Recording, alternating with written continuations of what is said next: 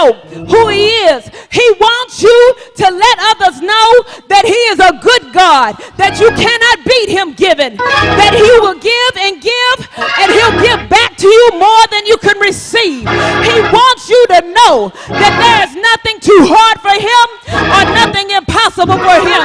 And even the things that you think you cannot give or things you think you cannot release, God wants you to know that if you pour it out or if you release it, you can have it all. As a matter of fact, tell somebody, if I can give it up, then I can have it all.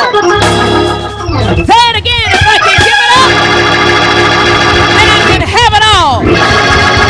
You want to walk in his favor? You learn to start giving out some favor. You want to walk in his blessings? You start being a blessing. You watch God. He does more than what we can ever imagine or think. Pastor, I'm reminded in the Bible that Jesus was up on the mount and he was teaching, and there were over 5,000 people there. That was just men that they counted. There were hungry women and children too. But they said, and Jesus said to the disciples, how are we going to feed all these people? Because he already had a test for them. And they said, well, we don't have enough food to feed them. We don't even have enough wages to buy bread. And they said, but there's a little boy with a snack pack. He got a little snack pack. Just a few fish and some loaves of bread. And it's not enough for everybody. It's just enough for the little boy. But the little boy learned how to give it up, and everybody else had it all.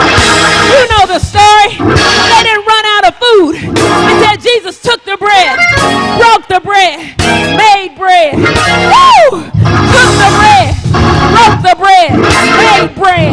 Some of you holding on to what you got. Jesus can take what you got, break it, and make more. Break it and make more. Break it and make more. Watch out for your blessings. What will you do with all those blessings?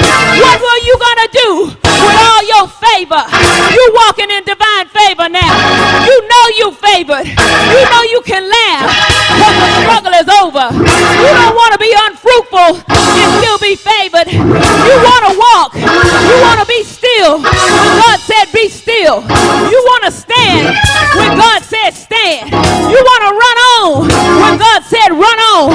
You want to be positioned for the right favor from God. So what will you do when he says give it away? How will you handle it when he says give it up? How will you do when he said turn it over? Will you trust him that he'll give it back unto you, that he'll pour it back in your life, that he'll make it better than it was before, that he said your latter shall be greater, that the end of a thing is better than its beginning, that he knows how to make it better? Can you trust him? What you gonna do with all that favor?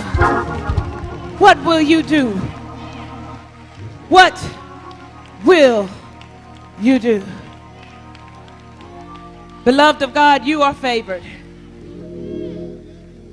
He spoke it this morning and he said to me, tell them that they are favored. And though the enemy doesn't want you to realize how favored you are, because a favored saint is a dangerous saint.